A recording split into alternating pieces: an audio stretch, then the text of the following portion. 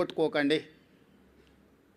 మీకు మా పట్ల వ్యతిరేకత ఉంటే ఇంకో రూపంలో ఏదైనా చూపించండి. మీ యజమానులకు ఏదైనా వ్యాపారాలకు సంబంధించిన అంశాలు ఏమైనా ఉంటే అది ఇంకో దగ్గర చూసుకోండి.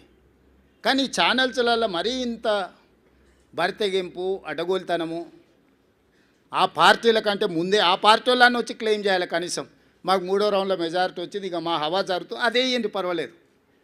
వాళ్ళ తరఫున మీరే ఒకాలతో పుచ్చుకొని మీరే అడ్డగోలు చేసేసి 3569 ఓట్లు ఎన్నో 3వ రౌండ్లో ఓన్లీ 1 రౌండ్లో 3000 చిల్లర నాకు మెజారిటీ ఉంటే మీరు 211 ఓట్లు మెజారిటీ ఉంది అని చెప్పి బీఆర్ఎస్కు మెజారిటీ ఉంది, ప్రభంజనం మొదలైందని మీరు ఇట్లాంటి విధానము ఇది తెలంగాణ రాష్ట్రానికి మంచిది కాదు. దయచేసి ఈ ఫలితాలు విశ్లేషణలు మీరందరూ చెయ్యండి.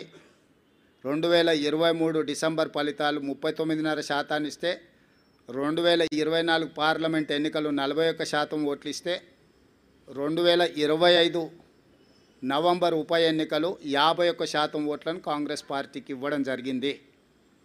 ఈనాడు సమిష్టిగా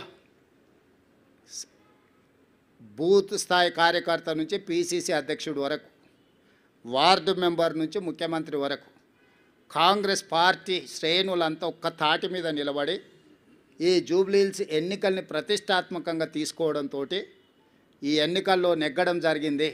కాంగ్రెస్ మొత్తం ఒక్క తాటి మీద ఉన్నప్పుడు ఎవరి తాత కూడా కాంగ్రెస్ పార్టీని ఓడించలేడు. ఇది మళ్ళోసారి నిరూపితమైంది. మీ అందరు సహకరించినందుకు, ఓటర్ మహాశయులు ఆశీర్వదించినందుకు, మీడియా మిత్రులకు, ఓటర్ మహాశయులకు సహకరించి మద్దతు ఇచ్చిన ఎంఐఎం పార్టీకి, ముఖ్యంగా సిపిఐ, సిపిఎం, కోదండరాం సార్, ఇతర సంఘాలు, రాజకీయ పార్టీలు అన్నీ మాకు సహకరించినందుకు వాళ్ళందరికీ మనస్ఫూర్తిగా कृतज्ञतలు తెలియజేస్తున్నాం.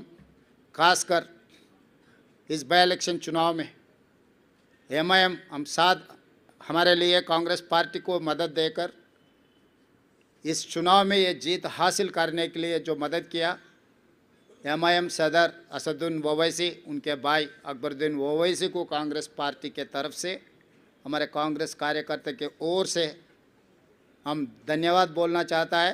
आने वाले दिनों में भी हम सबको साथ लेकर तेलंगाना तरक्की के लिए हम कोशिश करेंगे.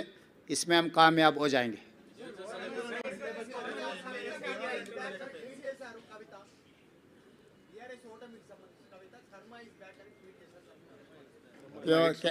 అంటే